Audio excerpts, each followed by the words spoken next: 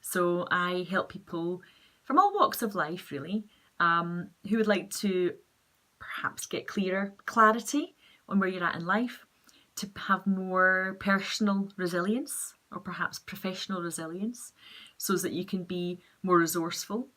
I work alongside people to help them become solution focused and to really tap into their potential, to have a happier, healthier, and more adventurous life. Life can be tough, and I think that pain is inevitable, but I strongly believe that suffering is optional, and I think it's possible for us all to have more. I strongly believe that you have everything you need right now in your life to get what you want and what you need. And I strongly believe that everything that you want and need is possible.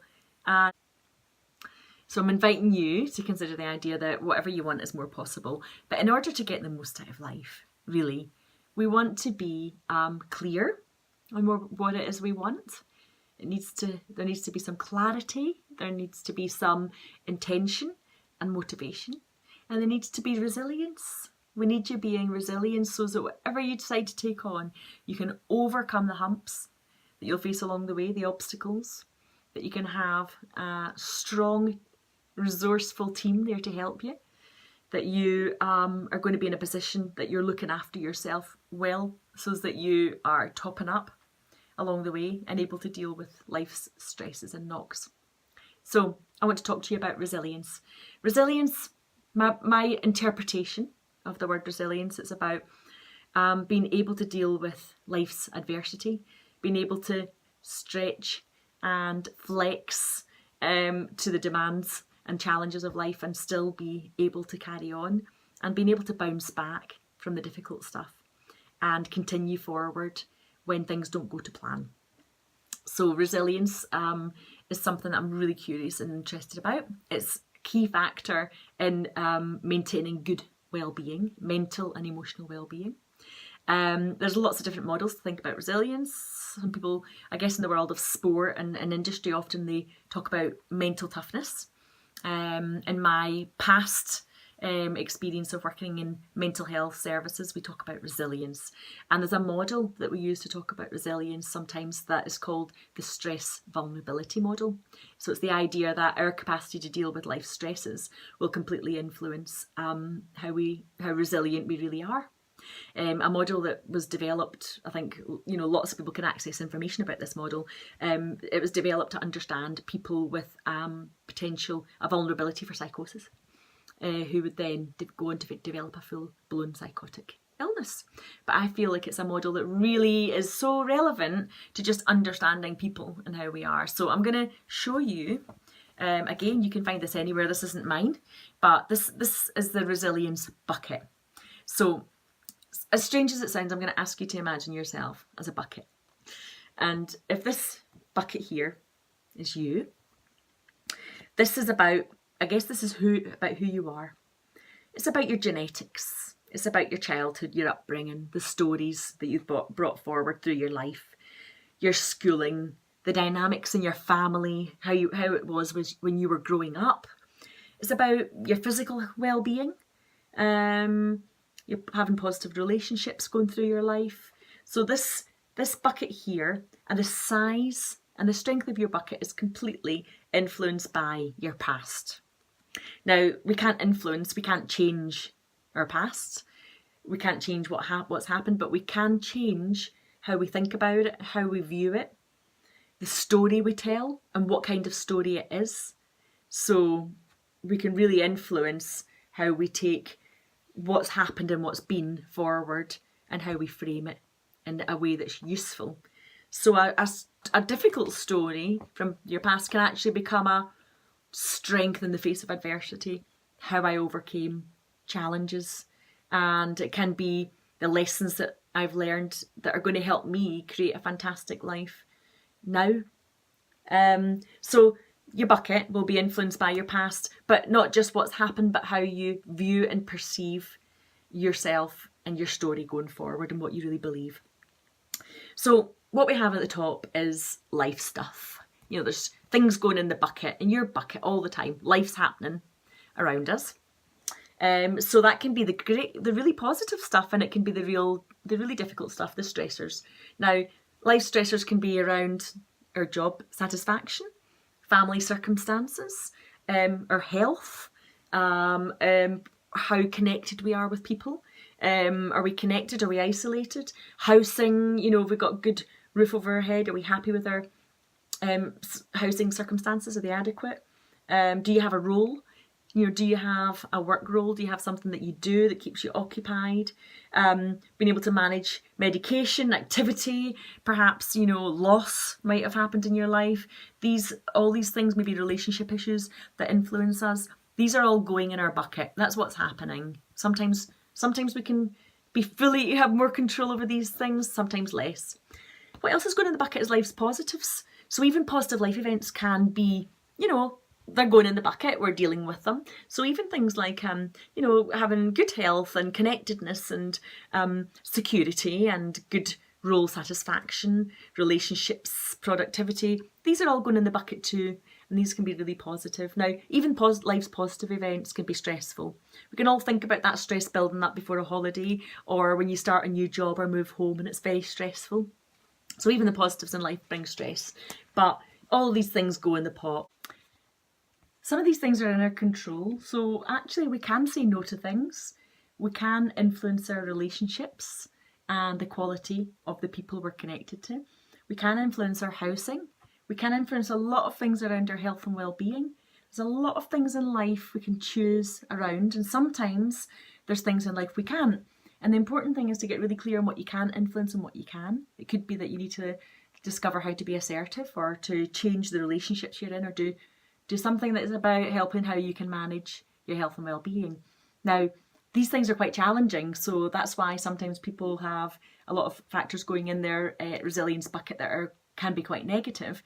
These things can be changed, and I guess sometimes people come to life coaching to make these changes. So there's some real value sometimes in helping people getting some help from different sources to get clear on what you can and can't influence and change in life to build and boost your resilience.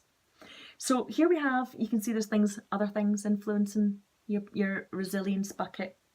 It can be things from outside, it can be about your, networks and your employment. It can be about your routines, your habits, your motivation. So there are other external factors influencing resilience as well. And what we have here is, if you imagine a little bit like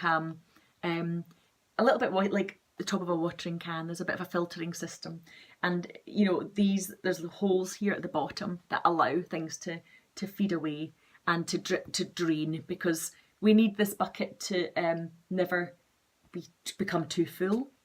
That's when overflow happens, and that's when people get ill. Actually, it could be that you could become physically not well because you're not resilient.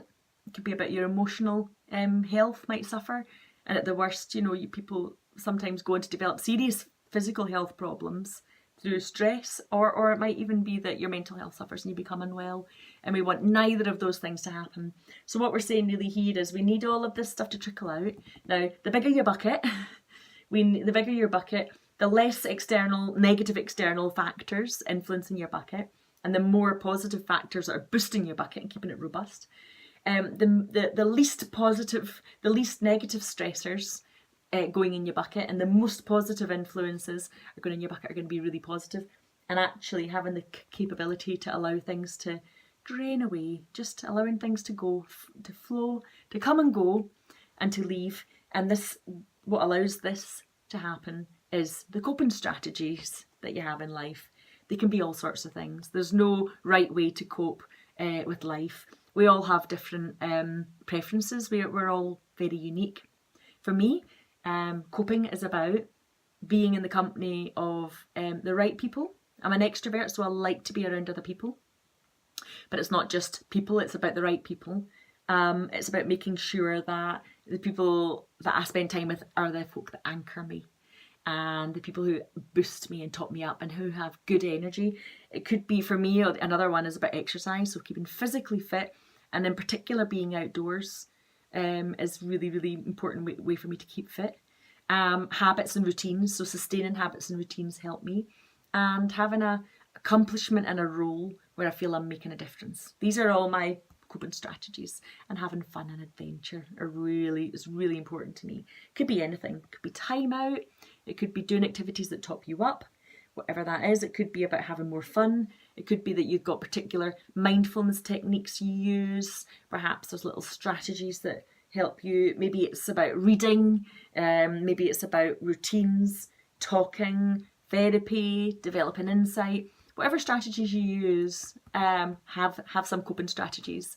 A lot of people recently have spoken about the Mind Head Space app, which has got a lot of mindfulness strategies that can be helpful. So here we are. We're talking about your resilience, and what I guess I'm inviting you to do is think about the fact that you can influence the size of this bucket, not by what's happened in your past, but by the stories you tell and the message you take forward about the past.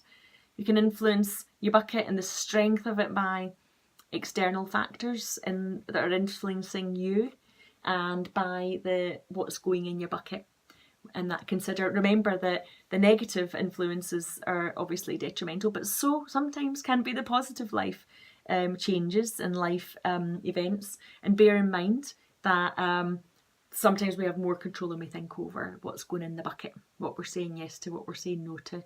And sometimes that's also about being really focused on staying in your own business and what you attend to in your outside world.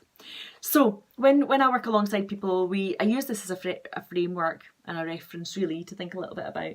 Sometimes it's about focusing on what's happened in the past, how is that influencing who you believe you are, and what values and rules have you taken forward to be something about who you are, and whether these values are the values you want to take forward, and whether these rules are serving you well or whether they need changed. Sometimes we're looking at how people are influenced by their external factors or life stressors, how we're dealing with externally, how we believe the world to be, and how we overcome obstacles. Sometimes it's about your inner obstacles, so that can be much more about how you see yourself and what you tell yourself and your confidence. And we can often work on building coping strategies that are really, really helpful. So this is something you can influence. Your resilience is within your capability to control and influence. And I really do recommend that if you have any opportunities to really think about how to be a resilient individual and how to build on this, then I really recommend you give this your full attention, because life's for here and now, and it's important to get the best out of it, and being able to be resilient is going to make such a difference to how you go about that and how you achieve it. If anything that I've talked about today has been of interest to you, perhaps you're really thinking now about something that you hadn't thought about before, then go and give that more thought. Talk about that to people that know you well. If, for example, you've had a few light bulb moments around how you can influence things that are happening in your external world, and what you can say yes or no to, or how you can attend to your health, or how you can influence something about what's happening in your work life, your family life, how you can maybe create some more positives. Maybe you're thinking about how to make your bucket a bit more robust and strong. How can you be a more robust person in yourself? Or perhaps you're thinking about how to build coping strategies. Maybe you've remembered there's things that used to work and that have stopped working because you're not using them. Or they don't work anymore and you need to find some new strategies. Or maybe you've been really, really, really resilient before in the past, and you can stop and think about what influenced that, what worked, what helped, what you need to do more of. And if you feel that you are a really resilient individual, then I'm inviting you to stop and think a little bit more about why is that? What works? What do you need to do more of? Because if it ain't broke, don't fix it. If you're resilient at the moment and you feel really topped up on that, great. But you know what? You can be glasses half full, and you can be topped up, and you can still have more. So there's always room to grow and develop and become even more resilient. It's something I work on as a human being. I work on this all the time. I'm constantly working on how to be resilient in the face of life change, adversity, challenges, stressors, and how to live life to the full. And I strongly believe that pain is absolutely inevitable in life, but suffering's optional.